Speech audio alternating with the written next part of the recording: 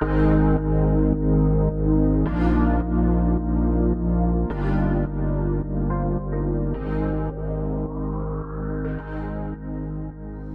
everyone, Dr. T here, and as you can see outside, it's pretty much a snow-filled day.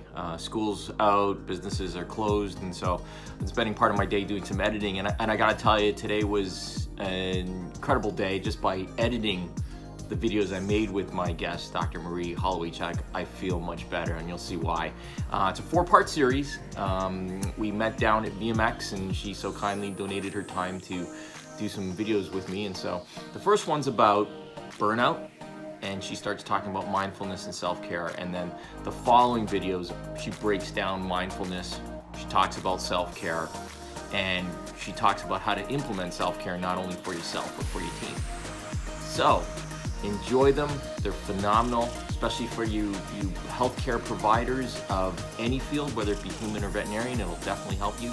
Actually, it'll definitely help anyone in any sort of job situation where you feel that there are stresses in your job. So enjoy them, and enjoy the snow if you're in the snow belt area.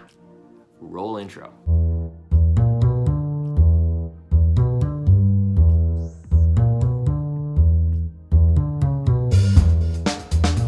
If you're just joining us, my special guest today is fellow Canadian emergency critical care specialist, wellness expert, certified in yoga instruction as well. I mean, what doesn't she do?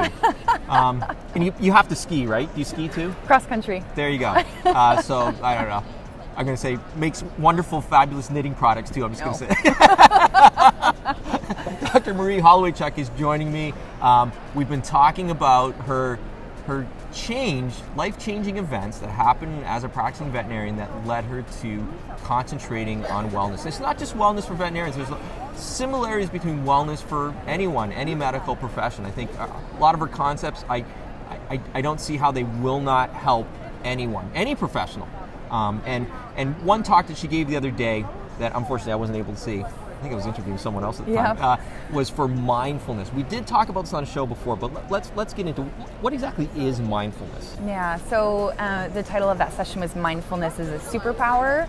So, and it's true. I mean, mindfulness, which is the ability to be in the present moment, an observation of what is coming up for you, either physically in the body or with thoughts and feelings that are arising, and look at them openly with curiosity and non-judgmentally. So the example that I often give, or that's been given, in other sessions, is that somebody cuts you off in traffic. How would you normally react? You get angry, right? And you might, flip on the bird or swear or, get out of your car and, I don't know, all sorts of road rage. You're describing New Jersey. I was going to say, I'm Canadian, so we'd probably just wave and, keep driving. But, or it could be somebody, says something rude to you at work, a client or whatever. Any situation where you would normally feel triggered and have an immediate reaction. Mindfulness allows us to have an emotional buffer where we notice, that's interesting, I am feeling my jaw clench, I'm feeling my ears burn, I'm noticing a bunch of thoughts in my head, I'm angry. Okay, and instead of immediately acting on it, we might choose to respond in a different way, walking away, taking a deep breath, saying something, to open up the conversation. These are all very hard to do because a lot of us are reactive. A lot of us are. It's very hard. You have to take a breath. You have to stop and take a breath. So mindfulness is really the whole, for those of us who are science-minded, when we practice mindfulness, we're actually harnessing our prefrontal cortex, so the most highly developed part of our brain that allows us to notice our thoughts and emotions. And so we're noticing when we feel triggered or when things come up, and we're choosing more adaptive responses rather than just like going through life on autopilot and just, having all sorts of reactions that sometimes in hindsight, if we have that awareness, we look back and are like, ugh, I kind of wish I hadn't said that, or I probably could have reacted differently, or maybe I didn't need to react at all in that situation. And so that's one of the nice things about mindfulness. Certainly, the way that we practice mindfulness is very often Sometimes it's informal, so it might be in the form of just noticing during the day when we're on autopilot, when we're just going through the motions, and when we're not really present. So when we're not in the present moment, we're usually worrying about the future or we're thinking about the past. So if you notice yourself ruminating on something that happened earlier in the day or the day before or whatever, a case, a coworker interaction, a client that was unhappy, whatever, or if you find yourself in an appointment with a client or in a conversation with somebody and you're thinking about what's on my to-do list, I got to pick up my kids from school, I got to do this, I got to do that, bringing yourself back to that present moment, right? So that's who doesn't do this? Come on. I was just thinking of 10,000 examples in my own mind. Right? We all do. We all have a crazy monkey mind. If we didn't, then we wouldn't need to practice mindfulness. It would, it's a practice. And that's the thing, is it is a practice just like exercise. If you want to strengthen your body, you're going to have to engage in physical exercise. If you want to strengthen your mind and your ability to self-regulate, which is what mindfulness is, you have to practice. So whether it's informally, as I've just described, or you can do it formally. And usually formal mindfulness practice is in the form of a meditation. So meditation, I know it's like, whoa, don't, everybody's like, don't talk about meditation. It sounds woo-woo. Meditation is actually accessible to everybody. I mean, you don't, believe it or not, Katy Perry meditates, 50 Cent, for those of you who know who that is, rapper. Kobe Bryant used to meditate when he was playing basketball still. Lots of athletes, lots of famous people, Jerry Seinfeld. There's lots of corporations even that promote mindfulness meditation, like Google, for example.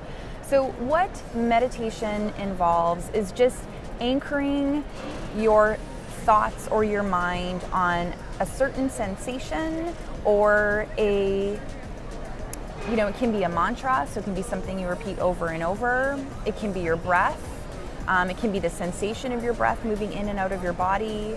It can be music. It can be, if you have music playing in the background. But the idea is that you sit in stillness and focus on that particular anchor.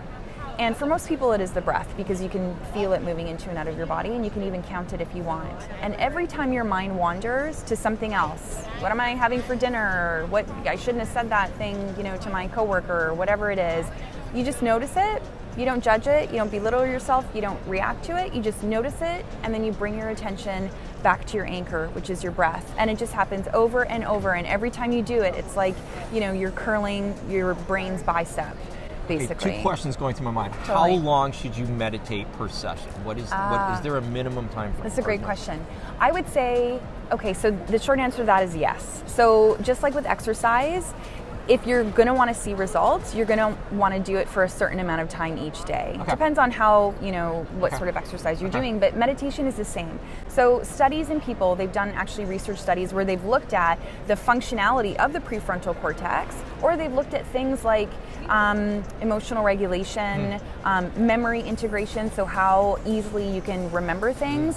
They've looked at all sorts of different markers, and they've found that improving memory, for example, requires 10 minutes of meditation per day. Okay. Regulating emotions and reducing anxiety and depression, aiming for longer, aiming for 20 minutes a day. What I tell people when they're just starting is do whatever is manageable. The thought of sitting with your eyes closed, watching your breath might be completely unbearable to start, so maybe you just do it for 5 breaths. And just go to a quiet place where no one can see if you're worried about doing this, but yeah. Yeah, well, yeah, I wouldn't do it in the middle of the lunchroom, but like going out to your car in the middle of your day, getting up before anybody else gets up in your household and doing it then, doing it right before you go to bed at night, that's a huge thing.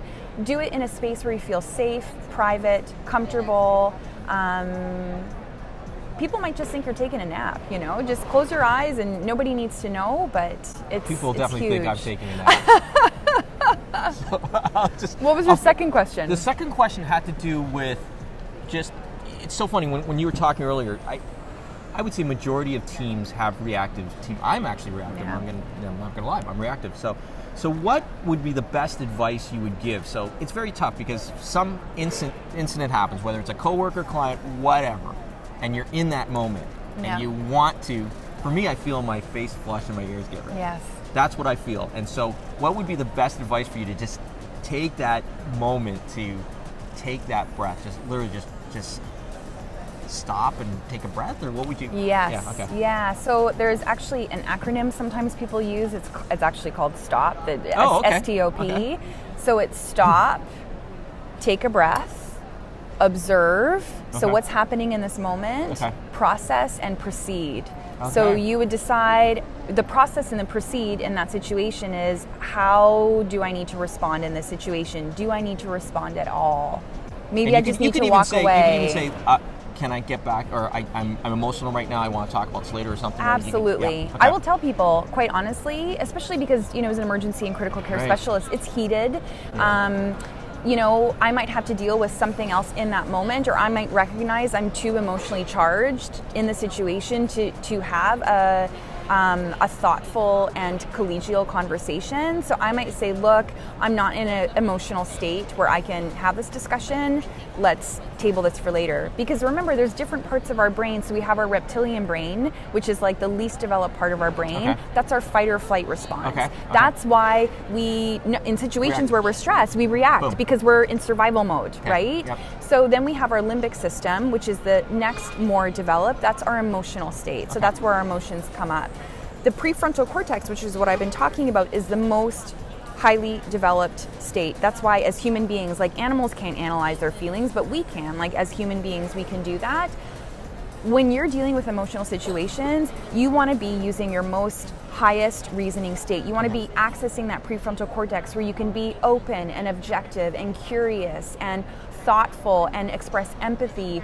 If you're working in your limbic system where you're in fight, flight, or freeze mode, you're not in a situation where you can even process emotions or have higher reasoning. That is not the time to engage in interpersonal discussions, especially with people you care about, right? Because then most of the time people understand us enough, they know, okay, whoa, Marie just had a moment or whatever. It's one of those but days yeah, it's there's boom, and then people get hurt and then we have to apologize or we'd like to apologize or whatever, Okay, perfect. Great advice.